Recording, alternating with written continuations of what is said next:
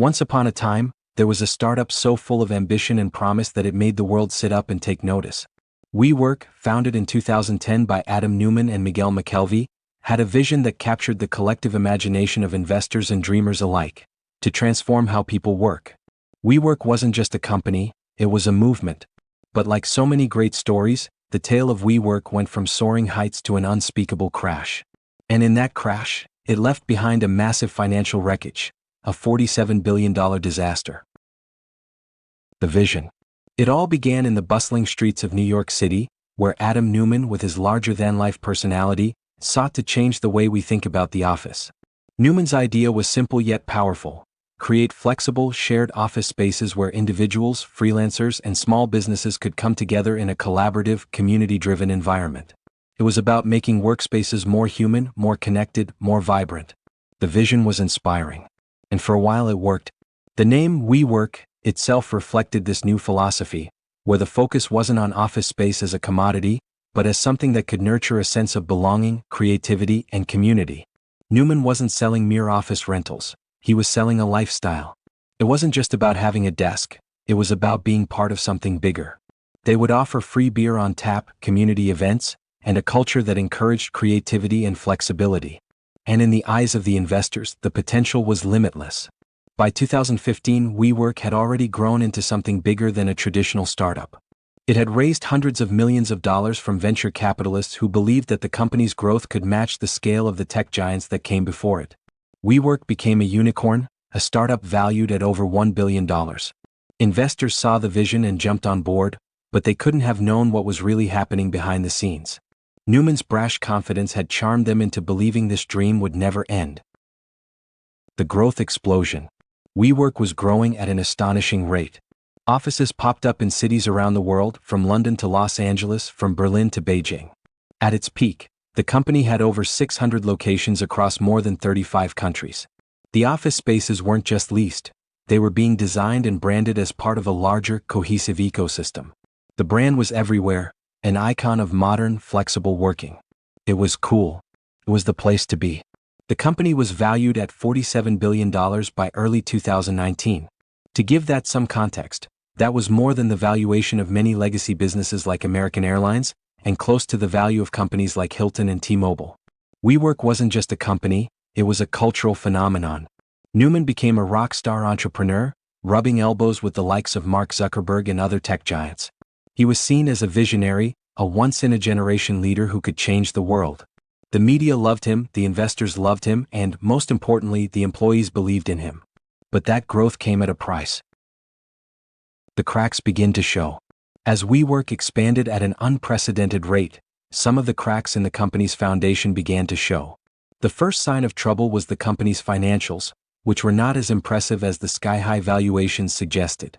WeWork's business model, signing long-term leases on office spaces, while offering short-term, flexible contracts to customers, was inherently risky.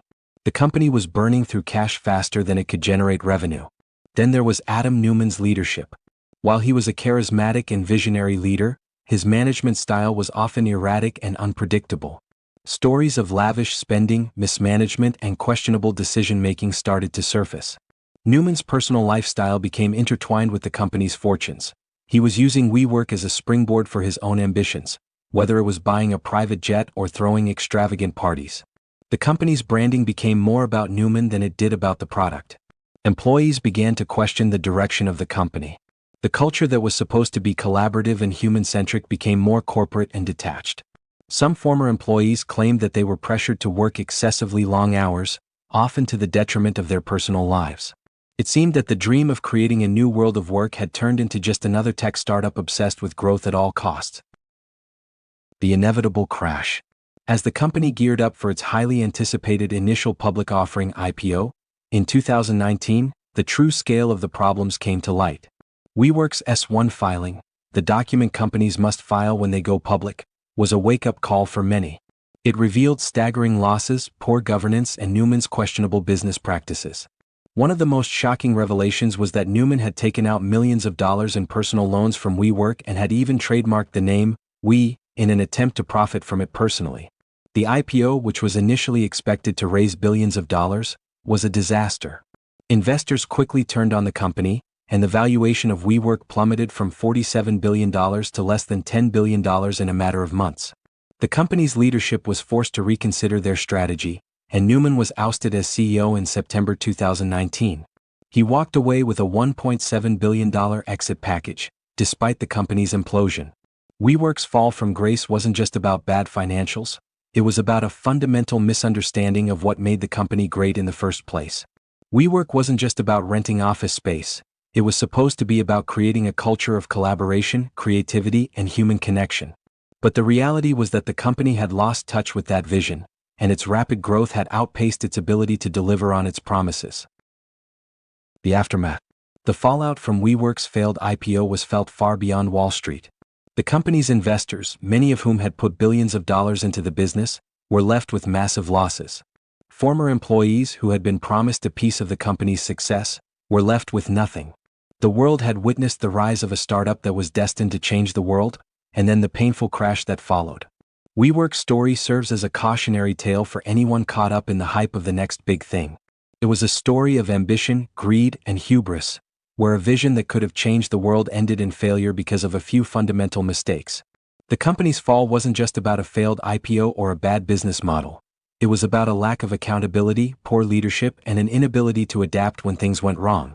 Today, WeWork is still in business, but its value has drastically diminished, and its future is uncertain. Its story may have ended in disaster, but it is not without lessons for those who dare to dream big. The lessons learned. WeWork's rise and fall should serve as a warning to anyone looking to build a billion-dollar business. The company's story teaches us that no matter how big your vision, it's essential to stay grounded in the fundamentals. Solid financials, responsible leadership, and a focus on what truly matters to your customers. No amount of hype or flashy marketing can save a company if its foundation isn't strong. WeWork was once a symbol of Silicon Valley's relentless ambition, but its collapse reminded us that sometimes, growth for growth's sake isn't the answer. True success isn't just about raising billions or creating a brand that everyone talks about, it's about delivering value and staying true to the mission that got you started. In the end, WeWork's $47 billion disaster was a hard lesson for the world to learn. But it's a story we won't soon forget. Make sure to hit that like, share, and subscribe button. Join me for more deep dives into the stories that change the business world. I'll be breaking down the next big startup disaster and you won't want to miss it. Stay tuned.